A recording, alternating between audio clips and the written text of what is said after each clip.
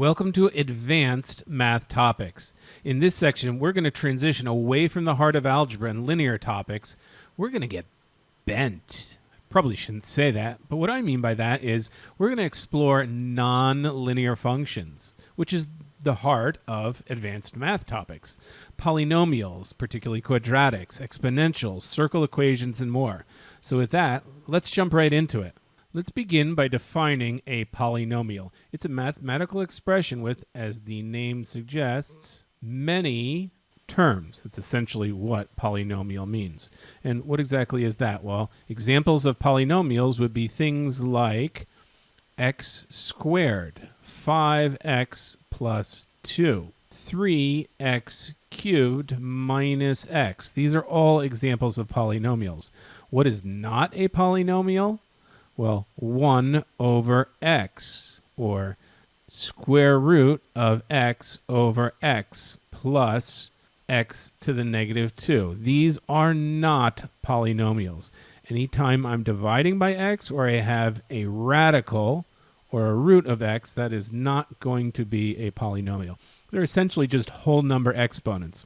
And in standard form, as we typically call it, on a single variable polynomial, it always goes from the high exponent left to right. X squared minus 5x plus 6. Okay, so how do we actually begin to name and identify polynomials? We do it in two different ways.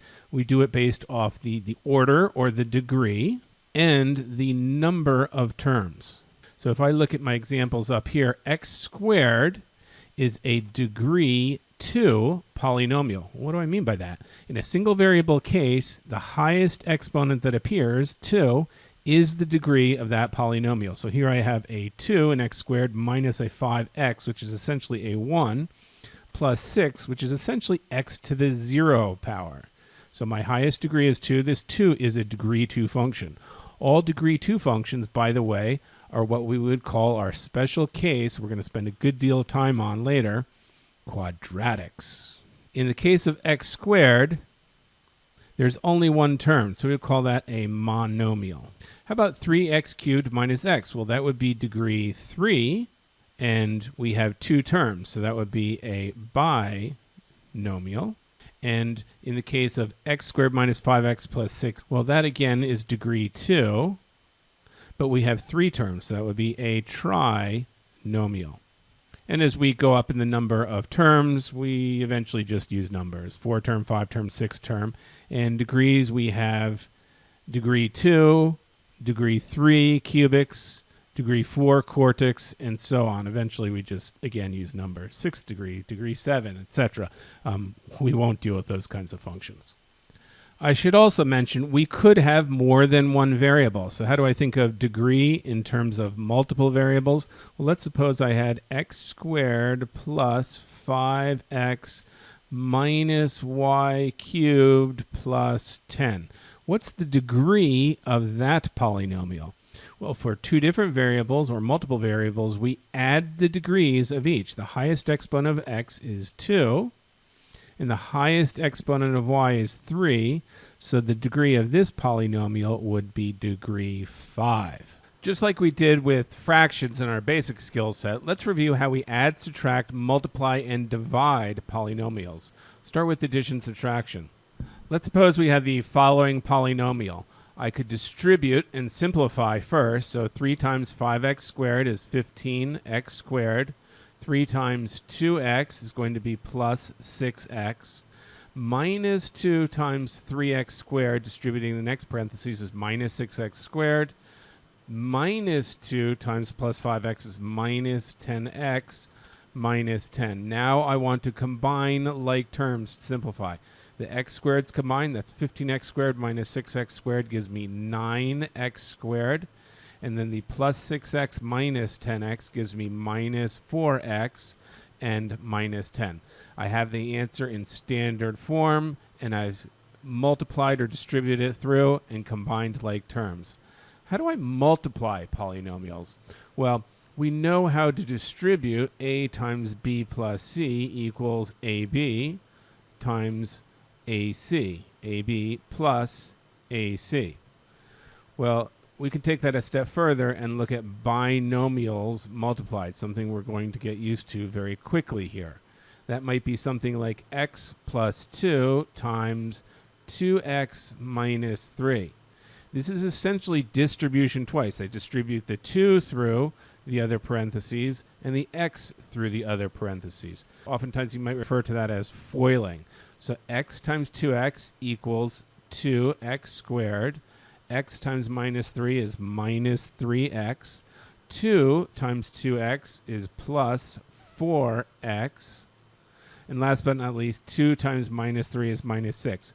Again, I can combine my like x terms, and those look to be the only like terms, and simplify in standard form. 2x squared minus 3x plus 4x is plus 1x. We don't write the coefficient for the 1, but it's there, minus 6. And that's the answer for multiplying out two binomials.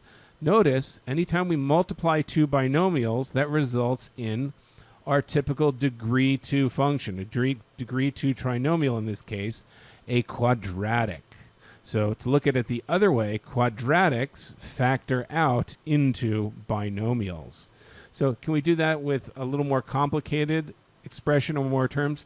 Sure, of course I can. I could have, say, x squared plus 2x minus 5 multiplied by x minus 2. And what would I do? I'd multiply the x squared terms by all the terms, the 2x terms by all the terms in the other parentheses, and the minus 5 by all the terms in the other parentheses. I'm not going to bother to multiply that all out now, but hopefully you get the idea. Last but not least, how do I divide polynomials? Well, that gets a little more interesting. There we're dealing with rational expressions, as we call it, and that gets a little more complicated. We'll save that for later. It's worth taking a moment to see how polynomials are graphed. For example, y equals x squared, perhaps our most basic quadratic. That simply is a parabola. All polynomials graph into this U-shaped curve we call a parabola.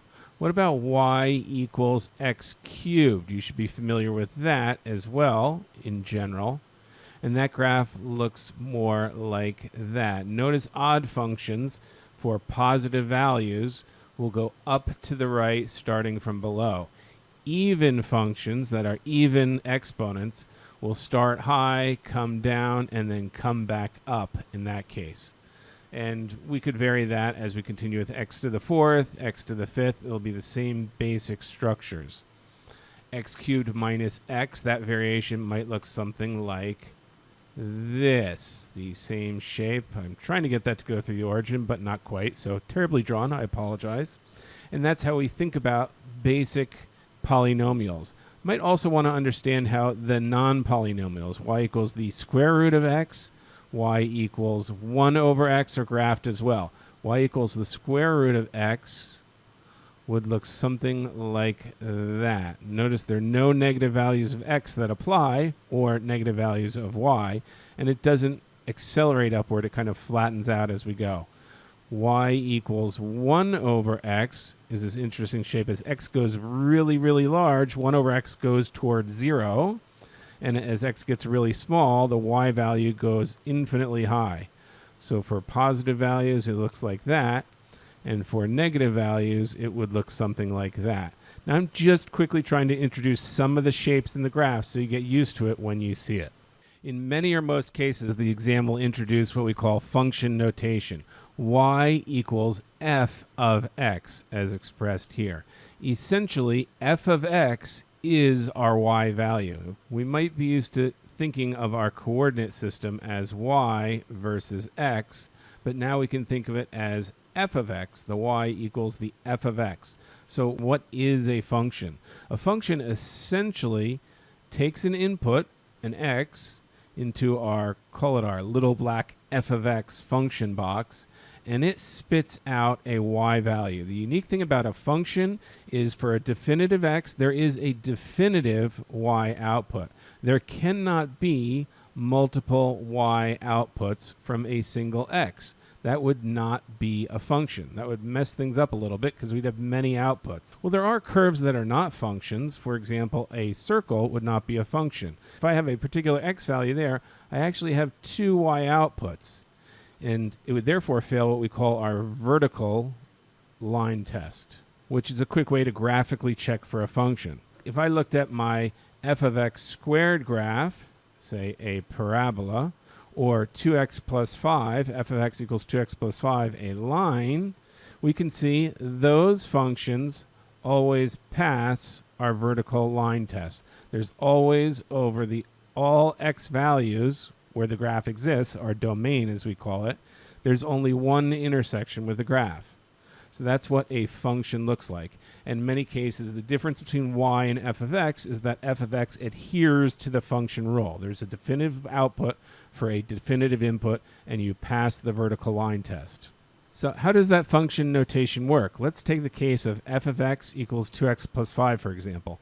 What would f of 3 be? This essentially means if my input x equals 3, my function box will work on it. It will take x, multiply it by 2, so 2 times 3, and note the parentheses here actually means multiplication, whereas here this is our function notation. This does not mean f times 3. So 2 times 3 is my function plus 5. That equals 6 plus 5, or 11. So the output when I input 3 into the function will be y equals 11 in that case. I could look at that for f of x equals x squared. Again, let's say I said f of 5 equals, well, I'd plug in 5 for x. That would be 5 squared, which is 25. So that's the basics of how function notation works. You input the x value, and given the expression in the black box, we output the y value. Let's look at a couple more variations so we get more comfortable with function notation. So if, for example, I had f of negative 2 in this case, that essentially means put in negative 2 for x in the 2x squared minus 5 function. So it would be 2 times negative 2 in parentheses, I always substitute in parentheses, squared minus 5. So negative 2 squared is 4. This becomes 2 times 4 minus 5, still following my PEMDAS rules. 8 minus 5 is 3. The output for negative 2 input to my function, the f of x defined above, 2x squared minus 5, is 3. Well, what if I had an input of f of 2x? What would that look like? That might be a little confusing. Well, again, function notation means I put in 2x everywhere for x in my function. So that means it's 2, double my input, which is 2x, then square it, really square it, then double it by PEMDAS, and subtract 5. What does that equal? Well, 2x squared, be careful, 2x squared is not just 2x squared. 2x squared is 2 squared x squared, which is 4x squared. That's a typical mistake students sometimes make. So this becomes 2 times 4x squared minus 5. That's 8x squared minus 5. This is the answer. This is the output for my function when I input 2x. Notice my output is also a function of x. Don't be confused by that. Let's try a different function notation case.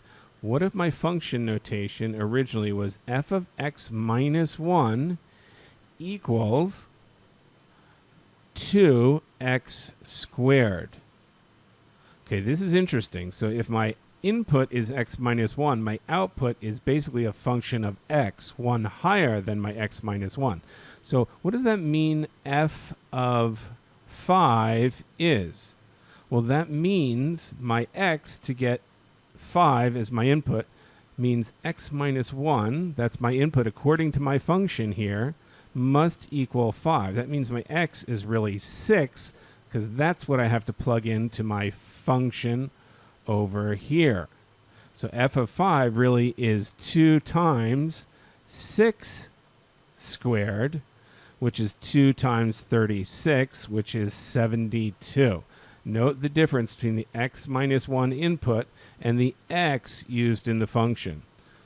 Not clear on that? Let's take the same function one more time and try entering f of negative 2. What would that be? Well, if x minus 1, the input is negative 2, that means our x that we're working on in our function really is minus 2 plus 1, or minus 1. So then my function then becomes 2x squared is really 2 times minus 1 squared, which is minus 1 squared is 1, so 2 times 1 is 2. That would be my output for f of negative 2 put into this function here. Note, just as we add, subtract, multiply polynomials, our functions can define polynomials. The functions themselves can be added, multiplied, subtracted, and even embedded. Let's look at the case of addition. What if I have two functions defined as f of x equals 2x, g of x, another function, equals x plus 1? What is f of x plus g of x? Well, that's kind of like adding two polynomials. It's f of x is 2x plus my g of x, which is x plus 1, and I combine the like terms. The answer is going to be 2x plus x is 3x plus 1. I just add the different functions and their polynomials. What about multiplication? F of x we know is 2x times g of x is times x plus 1. Now I'm essentially multiplying the polynomials, and we saw how to do that earlier as well. It's 2x times x, which is 2x squared, and 2x times plus 1, which is plus 2x. What about embedding functions? What exactly is this notation right here? This means f of, and the input would be g of x. So it's a function within a function. Let's start with the inner function first and work from there. G of x is x plus 1. So this is f of x plus 1. Okay? And what is f of x? Well, we know f of x is 2x, so 2 times the input. So f of x plus 1 must be double the input, x plus 1, so 2 times x plus 1. I could multiply that out and simplify. The result is 2x plus 2. So f of x, g of x, that embedded function, is 2x plus 2 given my original functions. So now that we know something about polynomials and functions and how they interact and add and subtract and multiply, let's discuss the concept of root zeros, x-intercepts, or solutions before we get into quadratics. The roots or zeros of any polynomial is essentially where that graph crosses the x-axis. So we're going to get into the idea of looking at cases where f of x equals 0. What x values give me a 0 y output? We can think of that as y equals 0 or f of x equals 0. So what does that mean? In a quadratic, say y equals x squared type function, we intercept the x-axis at two different points, as we can see. Those are what we would call our zeros, or our roots. That could be true of a cubic function as well. I might have this root, or as we saw in like x cubed minus x, I might have 3 different intersections of the x-axis. There would be 3 roots. Even lines have zeros or roots or x-intercepts, as they really are. If I drew a line as such, right here would be my x-intercept of the line, where my line equals 0. So maybe that's y equals x plus 2 at y equals 0. We can solve for that 0. It's x plus 2. X equals negative 2. We know the 0 occurs there at x equals negative 2. So anytime we're trying to find the roots, the zeros, the x-intercepts, or loosely called the solutions, we're talking about essentially the same thing, where the graphs cross the x-axis and intersect. And the conditions for that is always y, or f of x, equals 0. Much like when we find the y-intercept, we plug in x equals 0, the equation of the y-axis, to find a y-intercept on any function. Here we're finding the x-intercepts. So there's a very important fundamental theorem, the algebra theorem, related to that. Any n-degree polynomial has exactly n roots. What does that mean?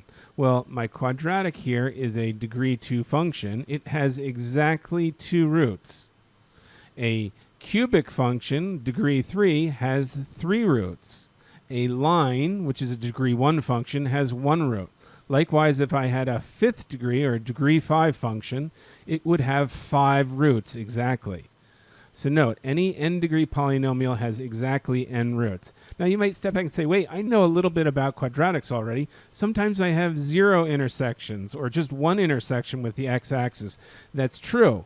The algebra theorem does not differentiate between real roots, which are actual intersections of the graph and the x-axis, and the possibility of imaginary or complex roots. So I don't always have n intersections with my x-axis. I'm going to have at most n intersections, and I could have some measure of complex roots which come in pairs as well. So there could be no real roots. There could be a combination or mix of real roots and complex roots, or entirely real roots, and we'll have to figure that out. We'll see how that works in the case of quadratics as we proceed. Okay, and now we finally dig into quadratics, our degree 2 polynomials. The quadratics for the test come in basically 3 formats that you should know and be aware of. Our standard form, ax squared plus b x plus c, where a, b, and c represent constants, numerical values. We're going to learn how to factor those standard form equations into binomial factors, which is essentially our intercept or our factored form, where a, again, is the very same a coefficient in our standard form. And by the way, the sign and magnitude of that represents whether our parabola will be upward opening, narrow, or wide. If it's positive, it opens upward. Negative opens downward. If it's a large number, it will be very narrow in shape. If it's a fractional number, really very wide. The other constants here are m and n, which are generally our roots or our factors, as we just mentioned in the earlier lesson. The third form is the vertex form. Again, the a is that same constant that indicates the shape and direction of our parabola, and hk in this case represent our vertex. We'll come back to each of these forms. We're going to start with our standard form, and as most classes do, we'll start by trying to solve for the zeros, the roots, the x-intercepts, or solutions by factoring our standard quadratic into factored form and take advantage of the zero product property to find those roots. So how do we go about that? Well, I'm going to start with this simple case first. My leading coefficient a equals 1. That might be something like x squared minus 5x plus 6. How do I factor that? I'll look at the factors of 6, call that xy, that add to the coefficient of the x. So the factors of my c that add to the b. So in this case, x plus y would equal minus 5. So what are those? What factors of 6 are there? There's 1 times 6 and 2 times 3. Do either of these sum to 5? Well, minus 6 plus 1 sums to 5. The only problem, that multiplies out to negative 6, not plus 6. Alternatively, minus 2 and minus 3 multiply out to plus 6, and they add up to negative 5. So our factors here in our simple factoring case are going to be x minus 2 times x minus 3. We don't really show it, but our leading coefficient here is 1. This is the simple or a equals 1 case, and we'll just label that our simple factoring case. Okay. So how do we solve for the roots? Well, we set that function value equal to 0. And we take advantage of the zero product property. If that parentheses evaluates to 0, the whole equation is true. So x minus 2 equals 0, and solving for that, x equals 2. 2 is the root, or x-intercept, that's associated with the factor x minus 2. Likewise, if this parentheses evaluates to 0, 0 times anything equals 0 makes our equation true, And we can solve the simple equation case thanks to our zero product property. X minus 3 equals 0. X equals 3. Don't forget that sign change between the factors and the roots. That appears on the exam throughout, and there are opportunities to make sign errors throughout as a result. So what does that mean our quadratic will look like? Well, roughly we know we're going to have a quadratic, if that's my x and y axis, that's going to pass through the points 2 and 3 on our x-axis. It's opening upward, plus 1, so it's going to look something like that.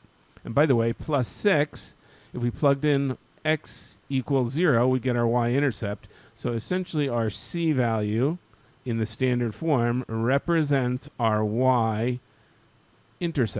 In this case, that's plus 6. So our graph would pass through plus 6. I'm getting into a little information extra on the graphing here, but let's stick to focus on finding our roots or our zeros. In this case, it's 2 to 3. That's our simple factoring case. Let's try another quick example of that. F of x equals x squared plus x minus 56. So I need to find the factors. In this case, I'll call them p and q, not to confuse them with our variables. And they must sum to p plus q, the coefficient of x, which in this case is 1. It's not shown, but it's 1. So what factors could that be? Well, 56 is 1 times 56, 2 times 28, 4 times 14, 8 times 7. And right away, I see a sum or a difference of 1 with 8 and 7 that multiply out to 56. I just have to worry about the signs. I need a minus 56 and a plus 1. So that's going to be plus 8 and minus 7. My factors for this f of x are x plus 8, x minus 7. And I'm going to set that f of x or y value equal to 0 so we get the intersection with our x-axes. Note, if you're unsure, you should always check by multiplying or foiling out your factors. X times x is x squared. X times minus 7 is minus 7x plus 8x. That's plus 1x. Good. 8 times negative 7 is minus 56. That checks. I did factor that correctly.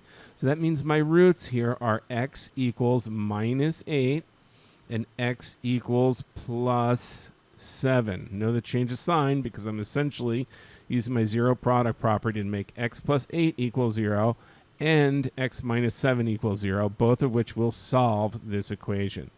So now I have my x-intercepts or my roots. What if our leading coefficient a does not equal 1? This is what I'll call our more complex factoring case, and I'm going to use the approach factoring by grouping. I like that for a few different reasons. It sometimes takes a little longer. There are many methods, box methods. I can go on and on. You can learn any of them that you want. I'm going to go through the grouping method. Feel free to use your special method. So how does factoring by grouping work? Well, it's the same original idea. I want the factors of not just c now, but I want the factors of c times a. It's what we really did in this simple case. It's just there we were multiplying by 1 when we multiply by a. So I want the factors of AC, let's call those P and Q again, such that P plus Q adds up to that coefficient of X equals the B. Okay? So in this case, what would that be? It would be 6 times minus 6 times 2, which is minus 12. So I need the factors of minus 12, which are going to be essentially 1, 12, 2, 6, 3, and 4, such that they add up to plus 1. The 1 is not shown, but that's what I want the P and the Q to add to. So that would be, well, it's going to be 3 and 4. That has a difference of 1. There's no other way I can create a sum or difference of plus 1. That would be plus 4 minus 3. Okay, great. That's fairly analogous to what we did in this simple case. Now I'm going to set it up a little differently. I'm going to break my 3-term polynomial into 4 terms. I'm going to take that middle plus 1x term, and I'm going to break it out into my plus 4x minus 3x, the two different factors. And I'll just continue to repeat the 2x squared and the minus 6. This is essentially the same or equivalent polynomial to the one above. And of course, we ultimately set that equal to 0 if we're looking to find the roots. So what do I do at this point? I'm going to group. That's the factoring by grouping. So how do I group? I'm going to group there. And I'm going to group, be careful, the minus 3 is plus, these are not multiplying x at this point, plus the minus 3x minus 6. Some students make that mistake and therefore don't like grouping, but it's really something simple to keep track of. So what do I do? After I've grouped, I'm going to factor a 2x out of 2x squared plus 4x. That gives 2x outside the parentheses, leaving me x plus 2 inside the parentheses. Again, you can multiply them back out to make sure you get the original parentheses. On the second parentheses, I'm going to factor out of a minus 3x and a minus 6.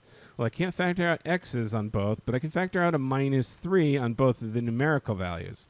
So I'll pull out the minus 3, leaving me in parentheses x plus 2 again.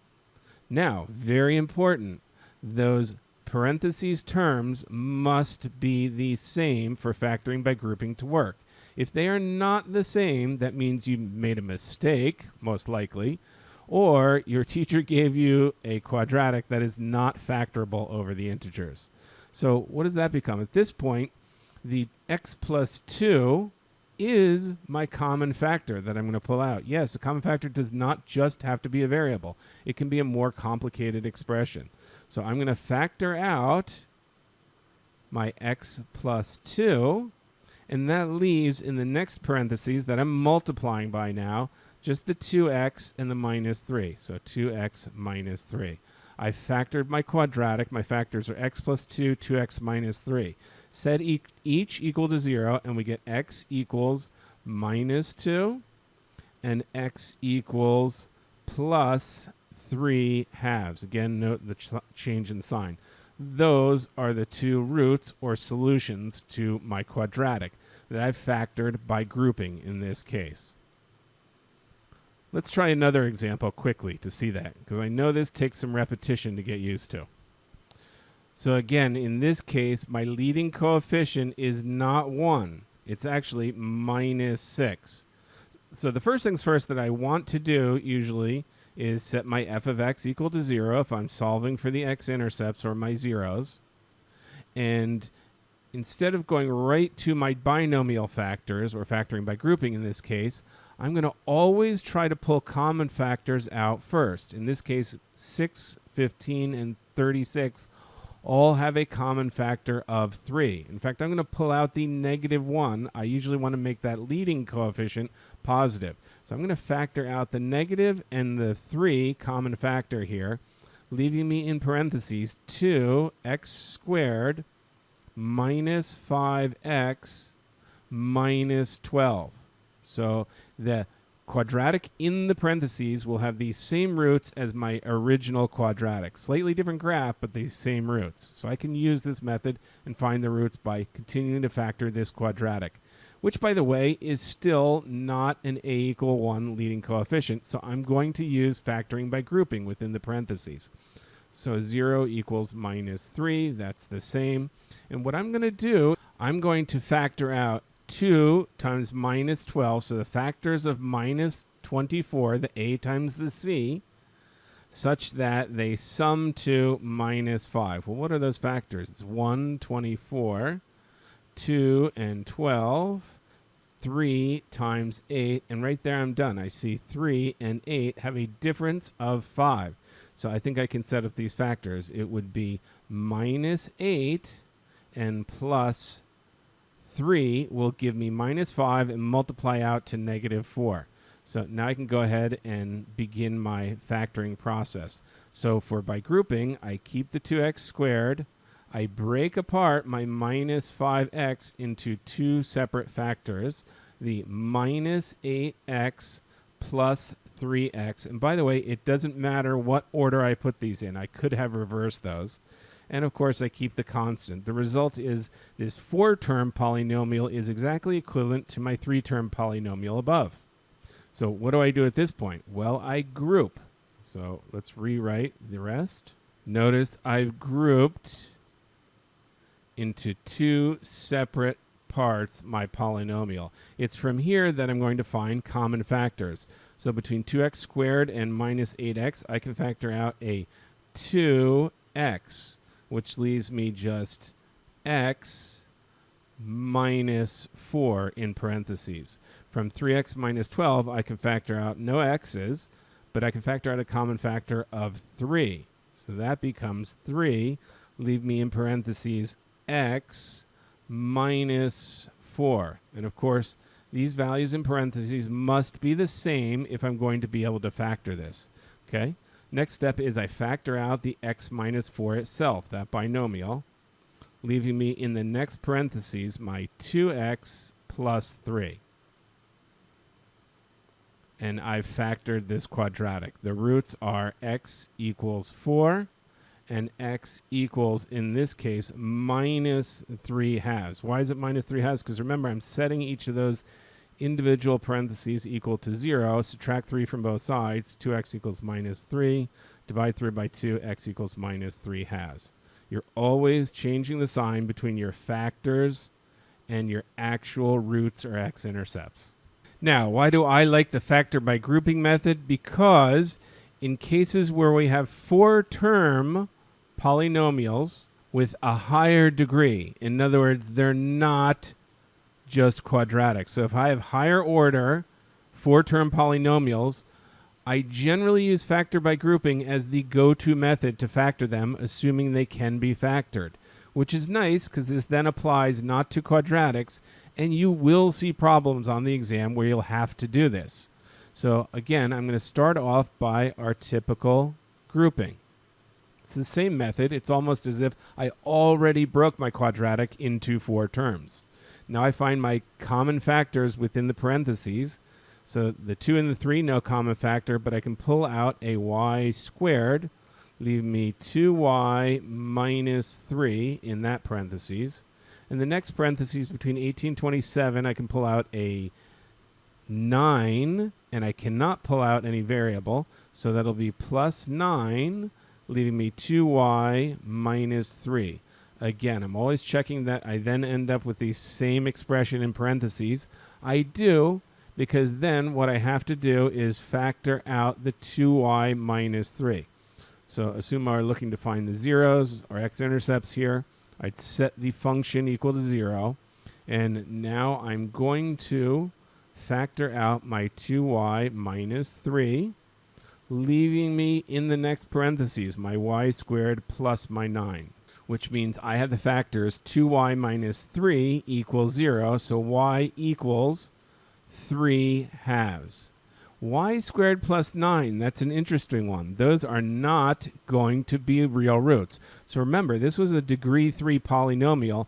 I'm going to have 3 roots according to my algebra theorem. They may or may not all be real roots or actual intersections with the x-axis. I will intersect the x-axis at y equals 3 halves, but the y squared plus 9, when I set that equal to 0, will not actually be a real root. It's y squared equals negative 9. The root there, if I take the square root of both sides, will be y equals plus or minus 3 times I, which is the square root of negative 1. So I actually get 2 complex or imaginary roots rather than real roots in this case, and they come in pairs. That's expected. Note, if I did end up with something like y squared minus 9, we did in this case as one of my factors broken out, I can jump to the difference of 2 squares or some other special factoring case and continue to work on that or factor that further.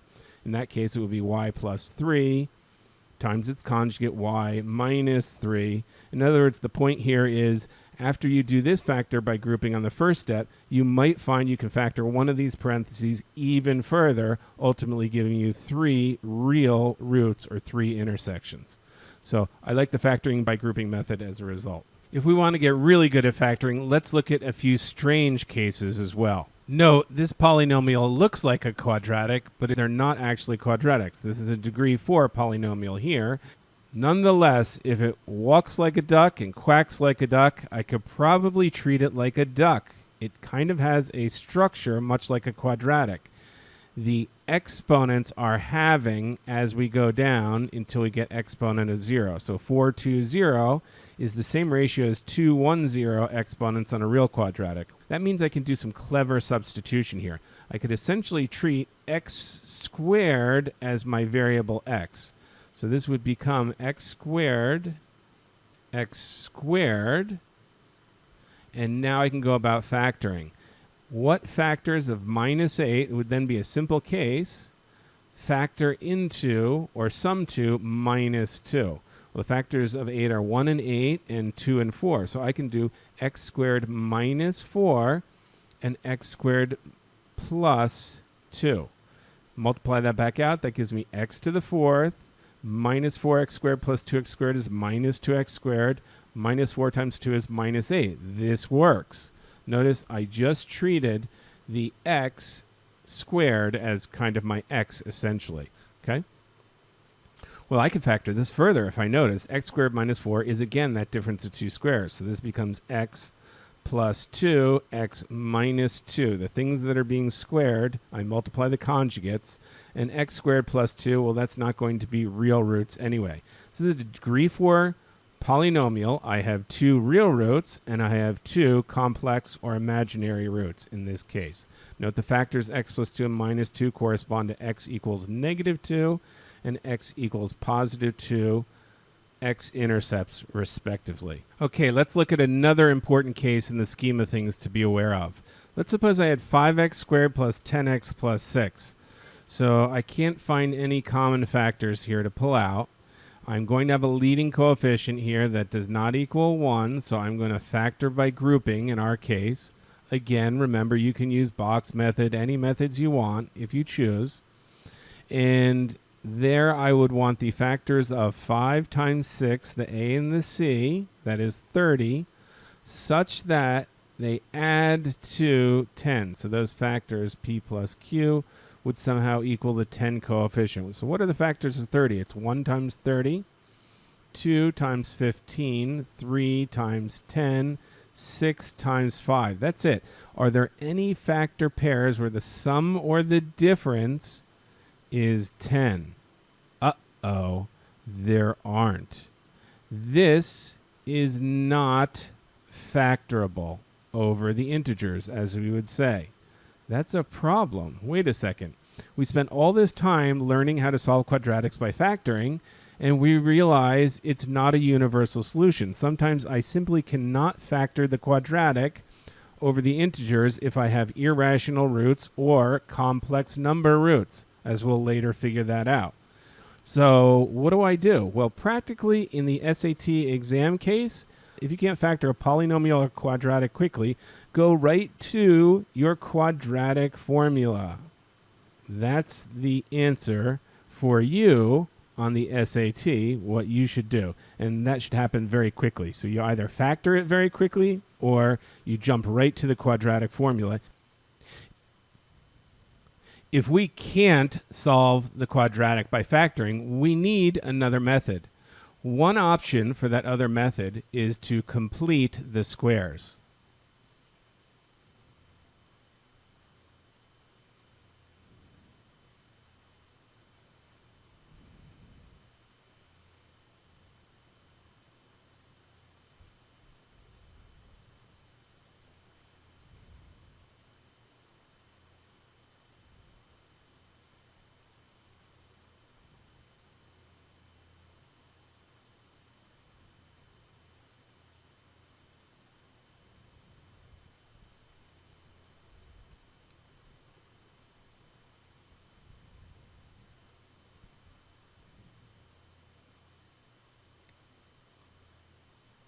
So if I started with x squared plus 5x minus 6, and this is something we already can factor. I'm just showing this to show that we get the same answer by completing the squares. This one we already might know factors into x plus 6 times x minus 1, and the roots or zeros are x equals negative 6, x equals 1. We'll keep that in mind as we go ahead and factor. So how do I complete the squares on this quadratic? Well, first things first, I want to set up x squared plus 5x plus some missing number to essentially be a perfect square. I'm going to take advantage of my knowledge of what a perfect square factoring case is. So a perfect square factor is x plus, say, a squared, we know is going to be x squared, square the first, double the product of the two, 2ax, and square the last, plus a squared. So if 5 is essentially my coefficient of x, it's 2a, and I want to put in a number that's a perfect square that ultimately will give me this perfect square term, I know I have to essentially have the coefficient of the x to make it a. By the way, that will be what the perfect square is. It'll be x plus that a. And then I square that number, a, to put that back into my standard form quadratic to essentially set up what's the equivalent of the perfect square. So in this case, I'm having the 5, and that will give me 5 halves. So I know my perfect square is going to be x plus 5 halves squared. And to fill in that extra amount that is the perfect square equivalent, I need to square that 5 halves, so it'll be 5 squared over 2 squared, or 25 fourths. Now, if I add 25 fourths to the expression, I have to subtract 25 fourths from the same expression, so there's no change in the value, and that's maintaining my minus 6, which was originally there. Okay, so now what can I do? I can take all the extra stuff I have, subtracting the 25 fourths and my original minus 6, and keep that off to the side as a constant. Note, this 25 fourths I'm using to create my perfect square. So I'm using that as part of my standard. I'm not going to keep that off to the side. So minus 25 fourths minus 6, which is, by the way, minus 24 fourths, gives us minus 49 fourths. Now I have essentially a perfect square. I've created what we'll later learn is a vertex form of the equation. So how do I work to solve this? Well, if I had set this function equal to 0, I could go ahead and solve. I know x plus 5 halves squared equals 49 fourths. And I'm going to take that up here just because I'm running out of a little space. I'll change the color so it's easier to see. And what I want to do at this point is take the square root of both sides. That leaves me x plus 5 halves on the left equals, now remember the square root of x squared is the absolute value. So technically I'm going to have on the right side plus or minus solutions of the square root of 49 fourths, which is 7 halves. Now I'll subtract 5 halves from both sides. X equals minus 5 halves plus or minus 7 halves. And that turns out to be x equals minus 5 halves plus 7 halves is 2 halves, or 1. Minus 5 halves minus 7 halves, my other solution, is x equals minus 12 halves, which is negative 6. Look at those solutions. They're exactly the same as what we got from our factored case. Complete the squares gets us to exactly the same answer. Why does this work, if you're curious? Well, essentially, you are setting up a perfect square on one side of the equation so you can take the inverse of that function like we've done so many times before in our basic algebra skills. Note, this is a universal solution. In essence, it's one way I could derive my quadratic formula. Not the only way, but it is one way. Let's see that as follows. Let's start with our standard form quadratic, and we're not defining the a, b, and c variables. We're going to solve for x in terms of those constants. So whatever constant we choose to put in there, we're going to get a solution if we set f of x equals to 0, our typical approach.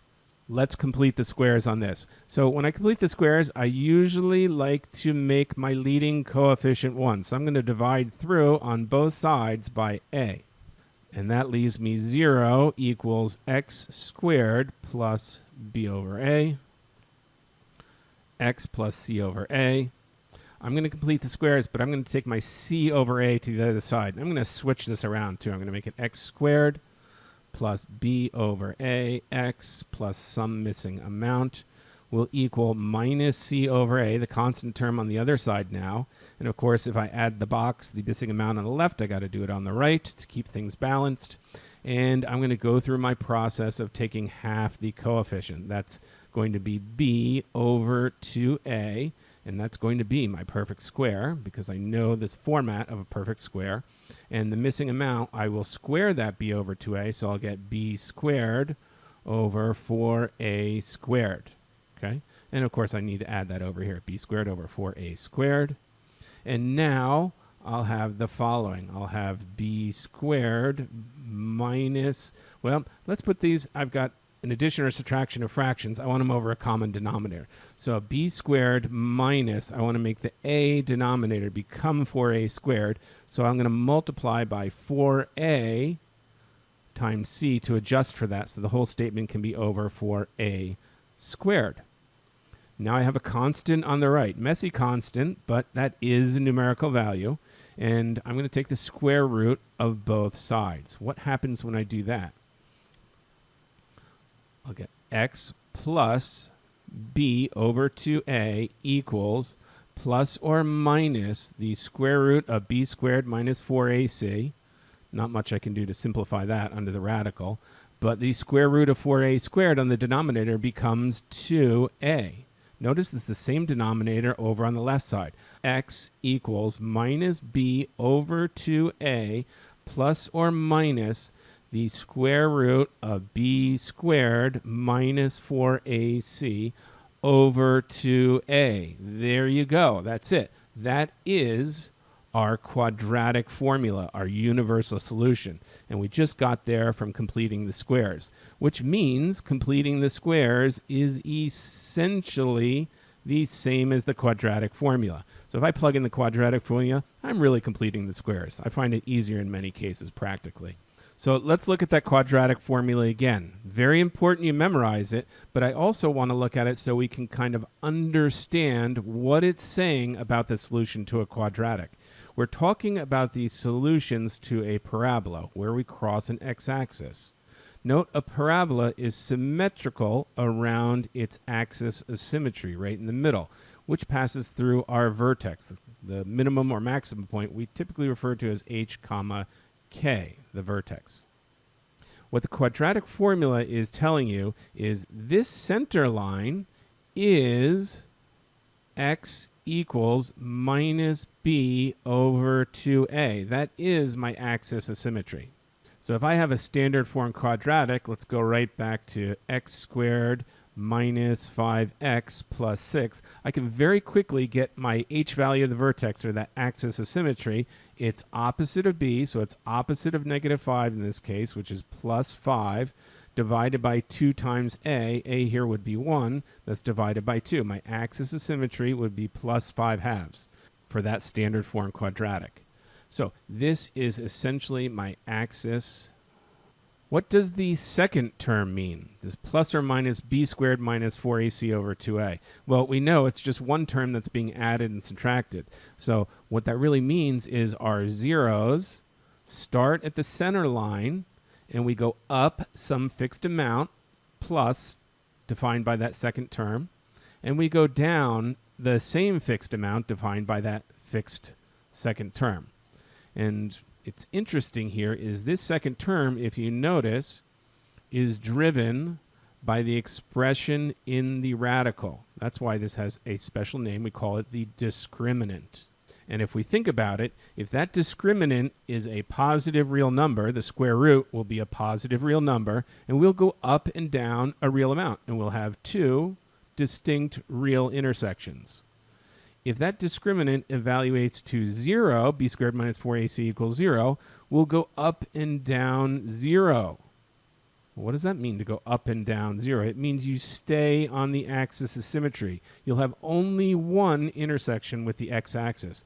By the way, that occurs when my quadratic is a perfect square. Last but not least, what happens if that b squared minus 4ac term is negative? The square root of a negative is imaginary. I'll end up with a complex root. Remember, we had trouble with that when we were factoring.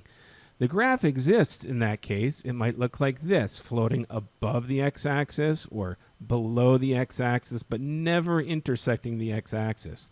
So this is a very important part of the puzzle. Our discriminant, that second term, tells us how many real roots we have. Let's write this down again. So b squared minus 4ac, that discriminant, if it's greater than 0, I have 2 real roots. My graph looks like the graph shown.